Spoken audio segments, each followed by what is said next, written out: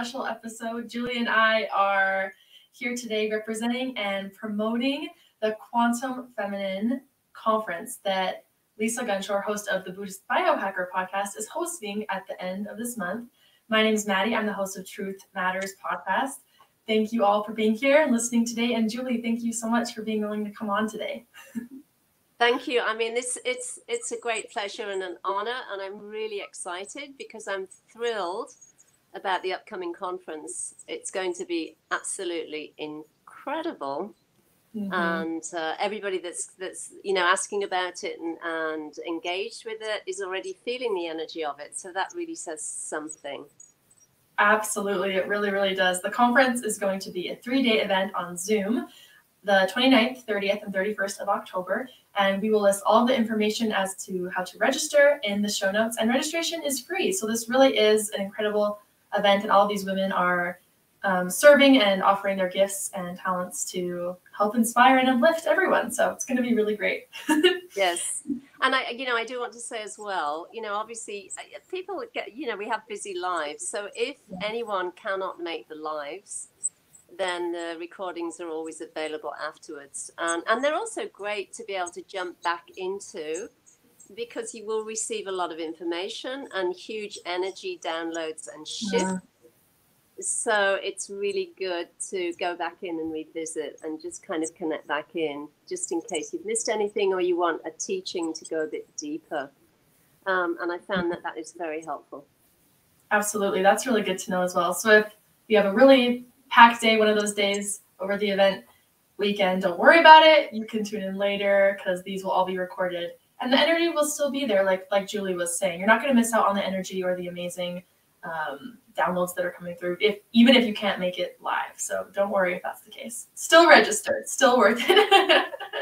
Awesome. And Julie, this is really exciting because you are one of the 13 speakers for this event that Lisa is hosting. And I feel like your topic is extremely important and useful.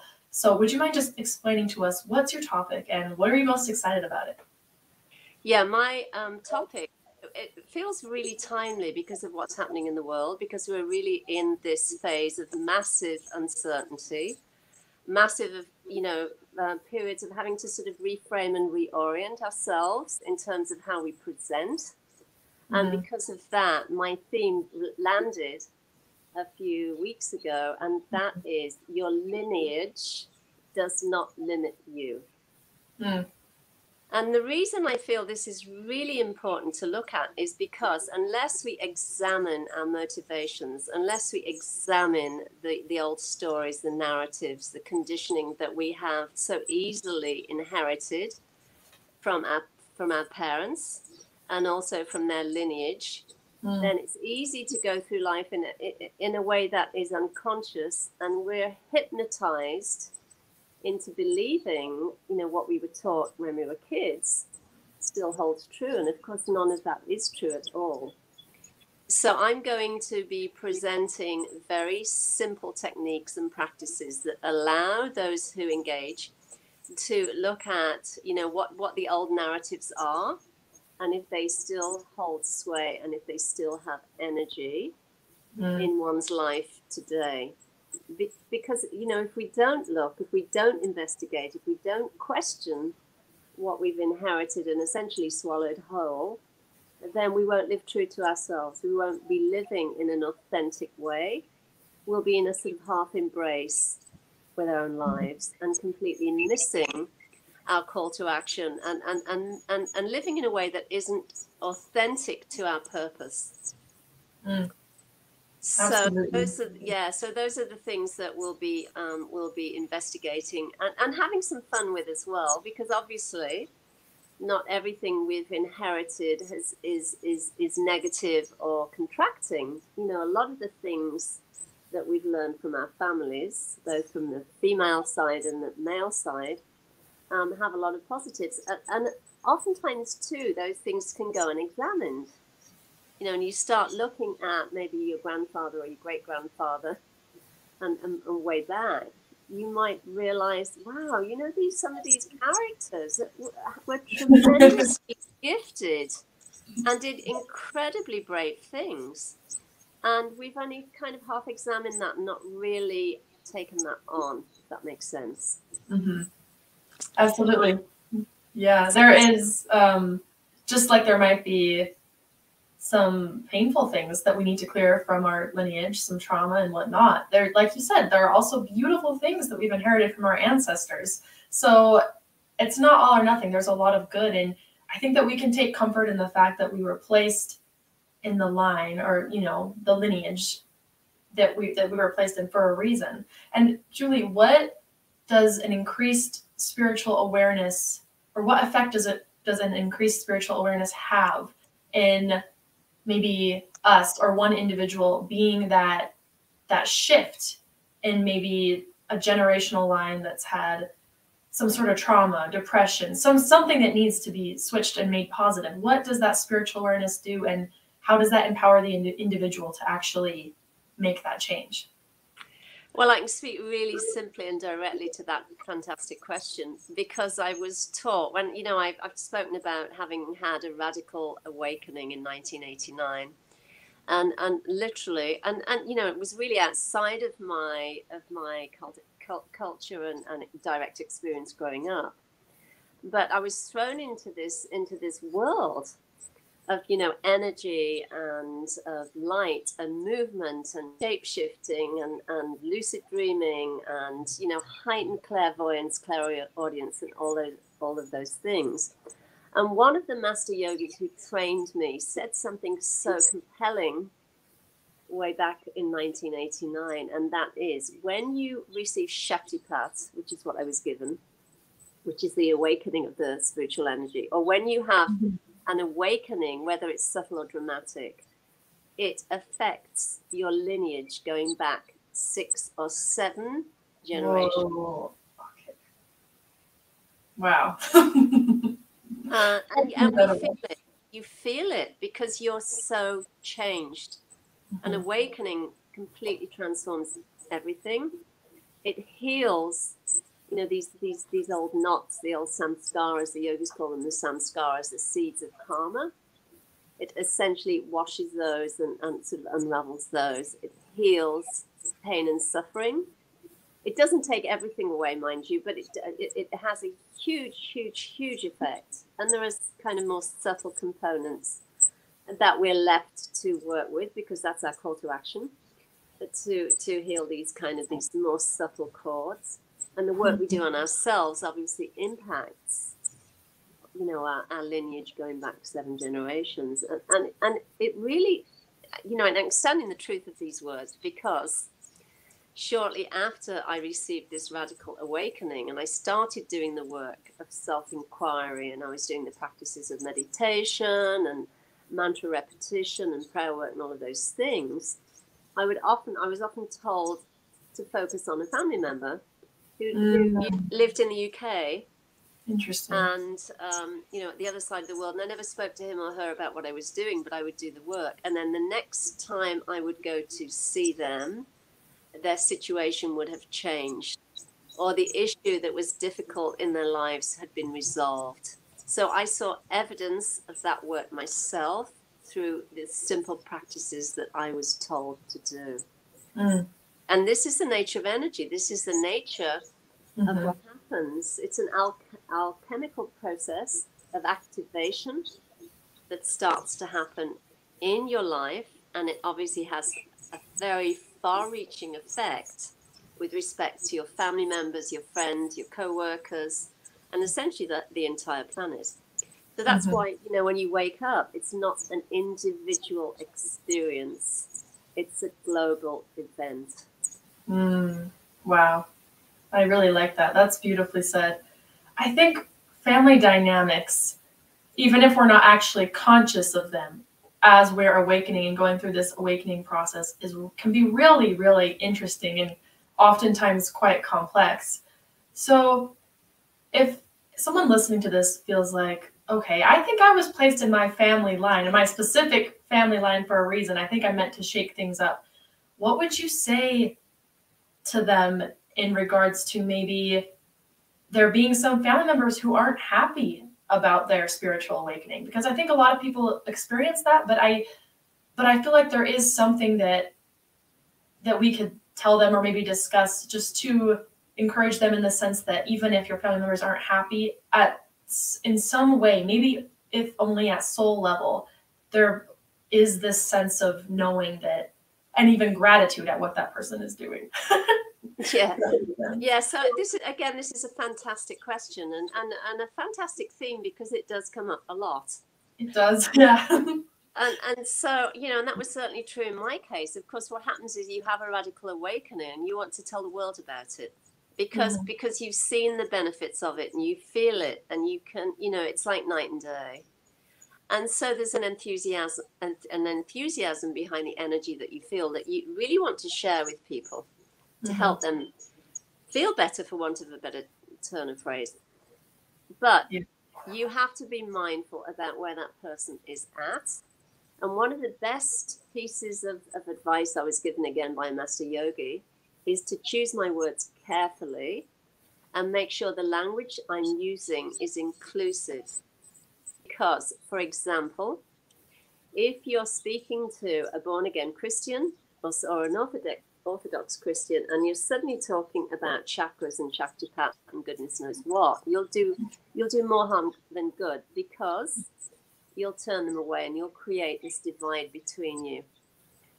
However, if you use language such as, Jesus and Christ told me to say this, or I had a message from, I had a feeling of Jesus in my spirit, or my spirit told me to say this to you, then there's no division at all. There's no obstacle that is suddenly created and is in the way of this transmission of grace.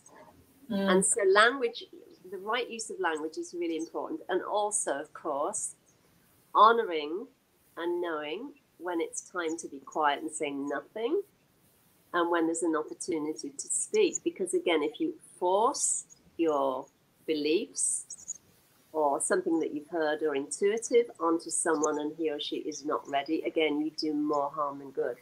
So it's actually best to be quiet. And quite honestly as well, what happens is your state does the work, even though you haven't to say anything. So again, it's about being mindful and being respectful, and everything then just works out beautifully if you remember those very simple things. Use of language, and is it the right time, and is it the right space to be sharing? That makes a lot of sense. Yeah. Everything, I think with this subject, things are oftentimes contextual, and a lot of it just has to do with timing, I think. And it's really interesting, Julie. I don't know that if you've noticed this at all, but I feel like sometimes when souls incarnate on Earth, a lot of times, I think we get used to things being difficult. And I think sometimes in certain individuals, I think there's this resistance to change, even if they don't like where they are at all, even if things are actually pretty miserable. And I think sometimes there can be this friction if someone sees that a member of their family is leaving that paradigm, because some people identify so strongly with life, with believing that life is meant to be hard, life is meant to be difficult. God is a very judgmental, strict, harsh dictator.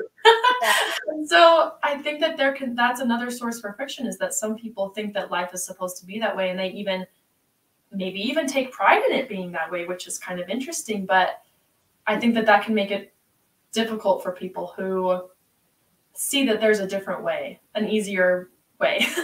Yes, absolutely. And that really what is inherent in what you just said is that there's a comfort in not making a change, because it can be a little bit scary to take a leap of faith, or to hold true to what you know in your heart feels like the right thing for you, especially if you feel like you're going against the grain, so to speak.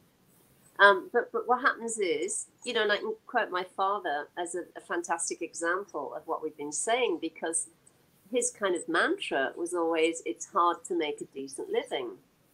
And so what happened is that held true. It was hard for him to make a decent living. And I remember when I was very young, hearing that repeatedly, and there was something in me that really rebelled, because I knew deep in that it wasn't true, it wasn't authentic.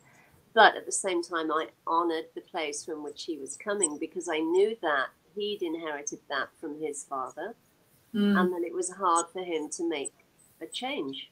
And he didn't know how to, back in, those days, there wasn't the wealth of information and resources that we have today with respect to mindset and what energy is and beliefs and conditioning and all of those things, and looking at the shadow. So, I had empathy and compassion for him, and I did try in my own way to speak to him in language that he could accept. But it was difficult. But, thankfully we've moved out of that kind of time period, and we're definitely in a much more expansive, abundantly rich time period where we're realizing that energy is moving. Consciousness itself is who and what we are, right? And it's important to really be mindful of what we think and what we say and how we present, and what our intentions are. Absolutely. A lot of it is intention, I think, definitely. And doing everything from a place of love, and realizing if that's where someone is, there's no judgment there. There's nothing wrong with that. It just is where they are. But if from a greater multidimensional soul level, you were placed in a certain family in order to break some chains and in order to mix things up, then that's ultimately really beautiful too. And I'm glad that is possible. Yes. What would you say, Julie, if someone is born into a family and maybe they're doing lots of spiritual work and they're clearing things from the past and clearing things from their ancestors, with that person's effort to make those changes, what is it like for the incoming souls after that person does all of that work? How are things different for those souls that are born into that family as opposed to, 20 years prior? What are the things that are freed up for them, if that makes sense? Well, I mean, you just said it, because what happens is they come in with a lot less weight, in their field, in their energy field, that they then have to sort of move through. And we're certainly seeing it with respect to young kids and young teens now. They're much more vocal about what feels right for them. They're much more open about, not wanting to judge other people and not feeling comfortable if they feel like they're being judged. So there's this new language that's been coming in that young people are using with respect to, protecting their space, honoring what they're feeling, and being very, very much more open about their perceptions than, young people were back in the 50s or 60s or even the 70s and 80s. So from that perspective, it's really encouraging, I have to say, and I'm really inspired by what I hear them speaking about, because they'll talk about dreams and visions and having a sense of things, and being able to think outside the box. And these really are hallmarks of the what you want to call them, starseed children. I don't use the term indigo anymore, because I think that's a bit of a strong yeah, I know what you mean. But I would say they're much more aware of their own light. Is the best way of putting it, and not afraid to state their needs either.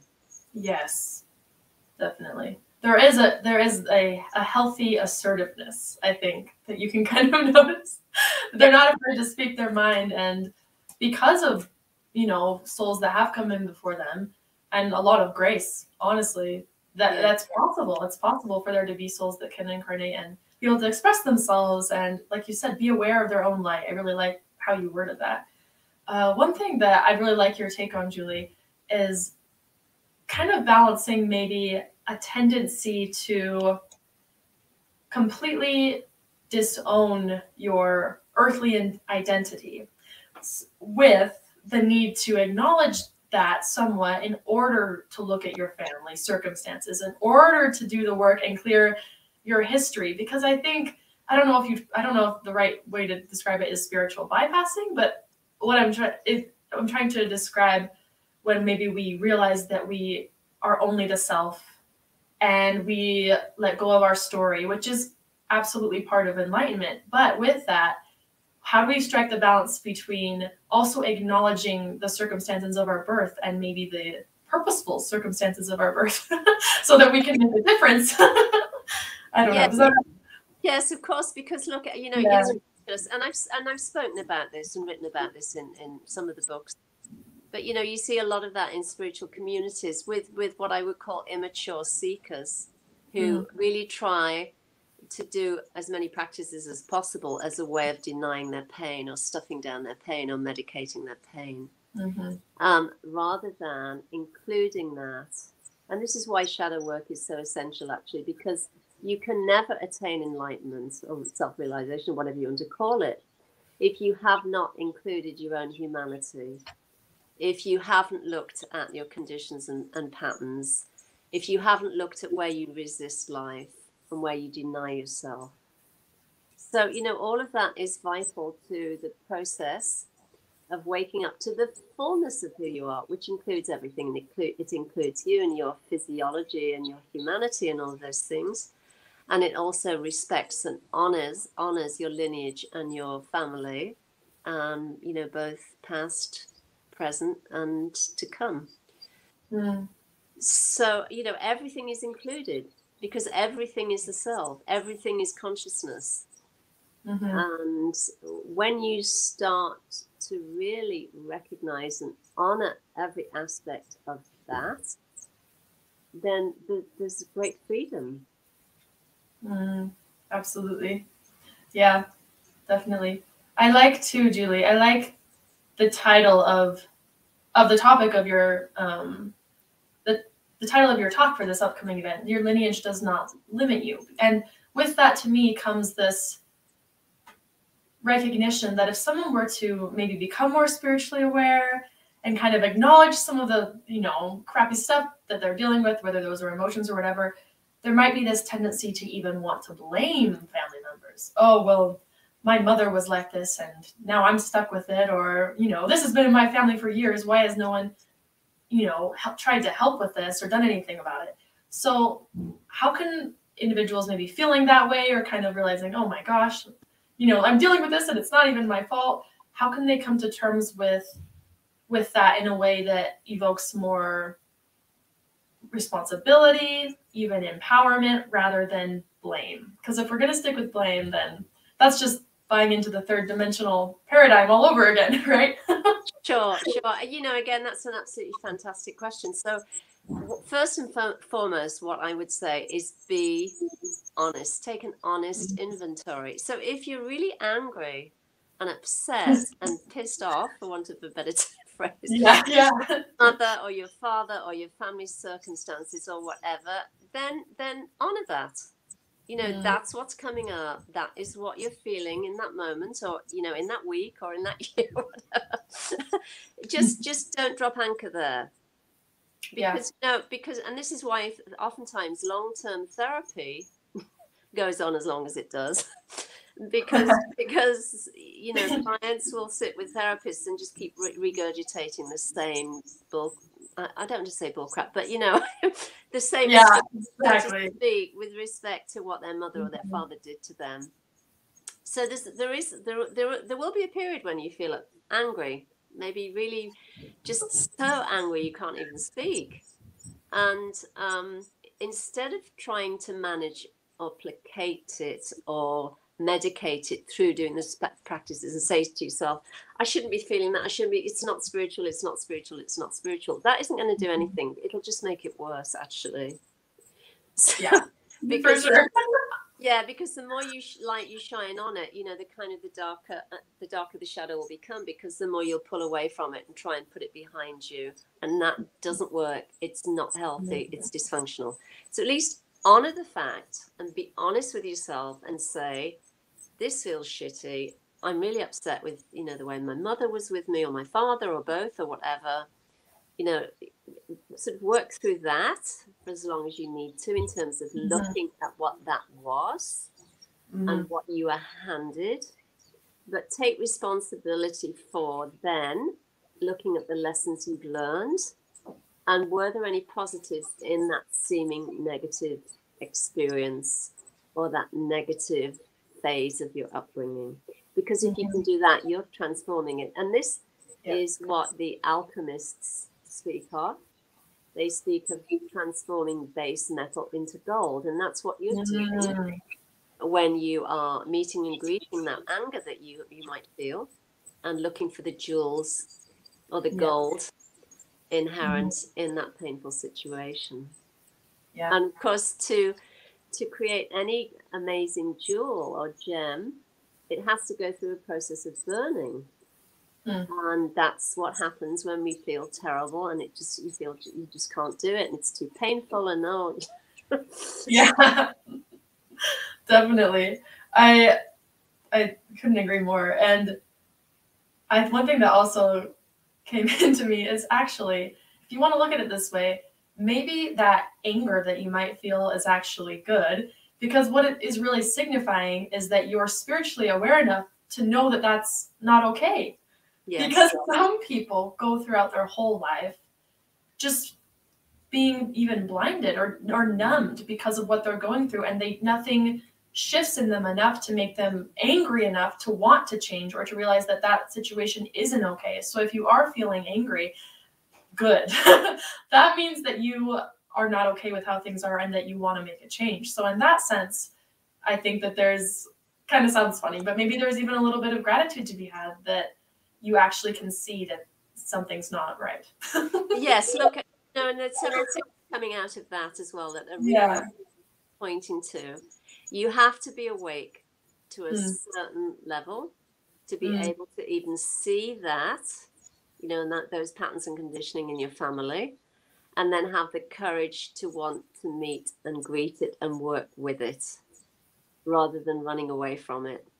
And the reason it often feels so big and so heavy and so dense and so just awful is because it's not just yours.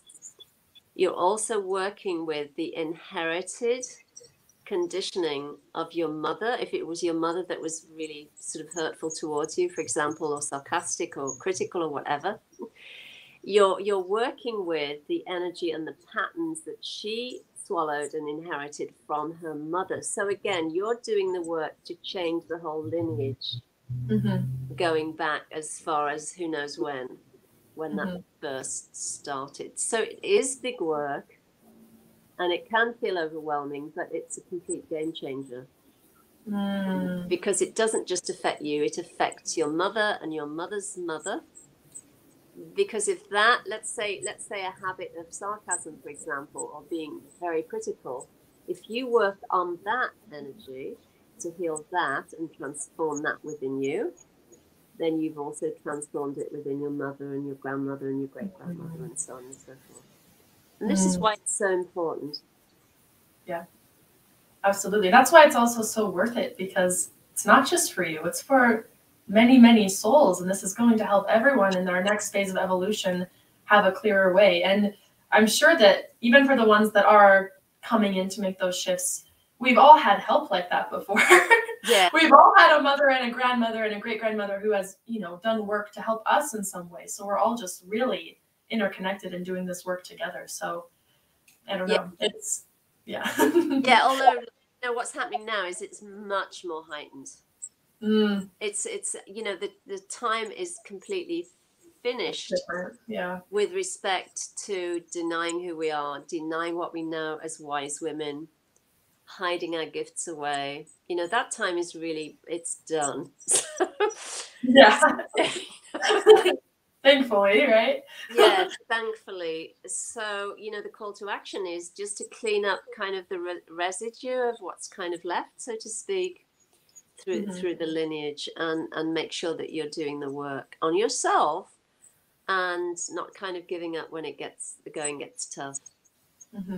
For sure. And kind of like you were saying, because it does affect, you know, those other generations. It's you take it personally in the sense that there's a responsibility of seeing things through, but at the same time, it might not even all be yours. So you don't need to take it personally to the extent that you start like blaming yourself, right? It's just all about awareness. And if you're aware that, you know, if it helps, you can look at it as just a problem that the whole planet is facing, not even your whole family. If your mother, you know, was harsh on you or critical to you, well, there's definitely, maybe a problem that many, many people on Earth are experiencing. So you really, if you can look at it from a higher level, I think, then you don't have to even take it as personally on yourself or be as hard on yourself too, I think. Yes, because and what happens is after an awakening, whether it's subtle or dramatic, everything does feel less personal. I mean, I'm not saying there isn't a personal aspect in there, because it can be felt, but it is much more impersonal. And so the work becomes easier, because the reason is that you realize that you're not the narrative, or you're not the story. There's a bigger awareness that wakes up to itself. The self awakens to the self is what the yogis say, which is prior to the story. Right. And so when you are doing self-inquiry from that state of awareness, then, you know, everything to do with the narrative and the personal I, the small I, doesn't have the same impact. It's much more softened. Definitely. I think that's absolutely true. Also, Julie, I don't know what your thoughts are on this, but I'm kind of curious, just because it's actually really relevant to even the work I'm doing right now in terms of my own lineage. We were talking a lot about how we can transform our emotions, or maybe some of the human patterns or habits we have in terms of where we come from and our ancestors. How does this affect the biological DNA? So if we're just working on emotions, how does this actually transform even the cells in our body, or how can we bring that about? That makes sense. Well, again, that's a fantastic question, because, and again, I keep referring to the yogis because I've learned so much from the master yogis. But you know what the way they put it is that when you do the inner work and you do the work of self-inquiry after having an awakening, then the darkness that is within you becomes transformed into light, and so the light body becomes more illumined. And then it has, and of course we're taught. I was taught this at Catholic school, actually. You know, with saints always had a halo. Yeah. And it's really a great way of expressing what you feel when you're in the presence of a great being, because there's no question that energy field is it feels massive, and it feels so vibrant, and at the same time tremendously still. There's not even the slightest ripple, because they are absolutely established in source itself, and it's felt. You really feel it. You feel them coming from a long way away, and that's certainly been my direct experience when I've had lucid dreams with great beings, and also when I've met great beings in person. So what happens is, not only does your emotional, psychological, and your physiological state change, the subtle body changes, and everything is illumined. And that's why when you are in the physical presence of a great being, they look so youthful, they look so radiant, even if they're advanced in age. There's a light that pours out of them that is timeless, and you feel it. That makes a lot of sense.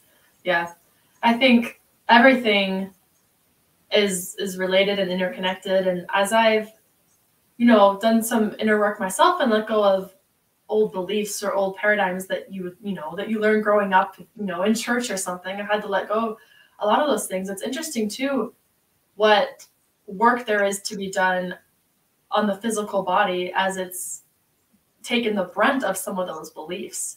Because if we tell ourselves, that we don't love ourselves or something, the cells of our body are picking up on that. So that's something that needs to be healed as well. And I've even just been shocked at the hold that some of these, institutions and religions want to have, not only on our mindset or our beliefs, but also literally on our physical DNA. So I've had to even, you know, work with my own higher self and ask that those imprints be removed as well, because essentially there are, I don't know what you could call it, a lot of things, paradigms or programs that are reinforced in us so that we can't ascend, so that we can't evolve from this planet. But the more, like we've been talking about, you do the work emotionally, that's going to free up your physicality and enable your higher self to come in and also do the work on your DNA as well, so that you can draw closer to that goal of Christ consciousness that we all have the capacity to achieve, like those great yogis that you mentioned. Yes. Well, look, you know, and the thing that I often speak about and teach is the importance of connecting in with your physical body. So if you have an ailment, for example, and this is such a simple practice, if you have a headache or a toothache or earache or backache or whatever it is, you go directly to it and you have a conversation with it. You meet it, you greet it, and you say, what are you here to show me? What must I learn? What is this gift? What are you presenting? And do some journaling around that. You know, and the more you do that, the more your own body can speak to you, because the body is innocent. The body just responds with respect to, you know, what you know is happening in the mind and the emotions, and where we're resisting life or what not wanting something to happen, and it's happening, you know. So all these things show up in the bodies. But if you can get into the habit of having a direct conversation with your body when there's an ailment or when there's a condition that is uncomfortable or painful, then you can at least meet it and work with it energetically before taking the next step, which might be to go and see a doctor and, you know, get some medication for whatever's ailing you. I really like that teaching that we can create a dialogue with our body. There can be a communication with our body, and our body, like, I totally agree that our body is innocent.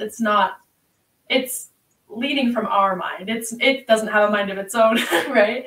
But I really like that, just incorporating the body into the healing, into our growth, because I think that there's so many messages there. And I feel like you would probably agree with this, that the body is meant to be a reflection of our spiritual growth, right? If it's the temple for our spirit, every wonderful truth that you've learned, every ounce of love that you've let into your mind and heart can be reflected in our body, I think, too. Yes, and the way you move. You know, one of the master yogis said to me many, many years ago, when you walk into a room, your presence should have the power to create stillness. And that's what happens when a great being walks into the room. You can just feel this silence just descends, and it's just beyond words. Oh yeah. And you know, and again, we know this is true. You know, again, I'm standing behind my own words, because with any one of us, you know, if you're running around, your head's just going crazy, you're in your mind, you're going crazy, you're all upset, and your breath is, you know, short, you're breathing quickly, and your heart's racing, and that has an effect on everybody. Everybody can feel it. Whereas when you're calm, you're centered, you're moving appropriately, and it doesn't mean to say you have to move like a snail, but, you know, you're moving. True. Yeah. That can be felt as well. And I give you an example. A few weeks ago, I was walking, you know, along the path ahead of someone who was following me a few footsteps behind, and she just kind of caught up with me, and she said, I want to be able to walk like you. I said to her, how so? And she said, you walk with such elegance. You have such a flow. And I said, thank you. Wow. You too. And then we just walked together, and I could feel her whole state was just kind of calming down. And what happened was, she just came out of the mind and settled into her heart, and she was just moving in an easeful way. And we all have the capacity to be able to bring that peace, you know, wherever we are, and, you know, whatever we're doing. That's beautiful, Julie. And just another testament to the impact we can have on those around us when we are doing our best to be in our heart and not our mind, to overcome the mind and do, whatever work is required in order for that to happen, because you made such a beautiful impact on that woman's day and even her life just by your essence and your energy. And so I think that that's just a beautiful example of the goodness that can come from being more spiritually aware, even in that simple way. Yes, just simple. And I wouldn't even call it a spiritually aware kind of. It's just being in the flow of your own life, moving in a way, and I was just looking at the sky, and just the breeze was blowing, and it was a beautiful day, and I was just enjoying the stillness and looking from a place of stillness. And of course she could feel that, and she tried to put it in her own words. I'm glad you said that, because it's even simpler than the way I said it. In truth, it's even simpler than that. It's just being, right? Yes, it's just being. It's not spiritual or worldly, because there's only the one self. We use that language. Yeah. And the way we kind of have to use the language to be able to speak to what we're speaking to. But essentially it's just life itself, or source itself, or the supreme self moving through life as you, and as everyone and everything that appears in your life, and is teaching you and gifting you with something, and likewise you're teaching and gifting too. So there's always this exchange happening. Absolutely. Well, Julie, thank you so much for giving us some more information and background about the topic for your event. I'm really, really excited to hear your talk. And like you said, this really is a timely topic. And I think for a lot of souls or people who just want more context as to what they're going through, maybe why they're going through that, I think that this is going to be a real source of comfort and information for them. So thank you so much. And for all those wanting to sign up for the Quantum Feminine event, we will put all of the information in the show notes, but you can also just head to lisamgunshore.com and find the registration form there as well. So we're looking forward to having you all there. Thanks so much. Thank you, Maddie, and thank you, everyone. Thanks, Julie. Thank Thanks you. So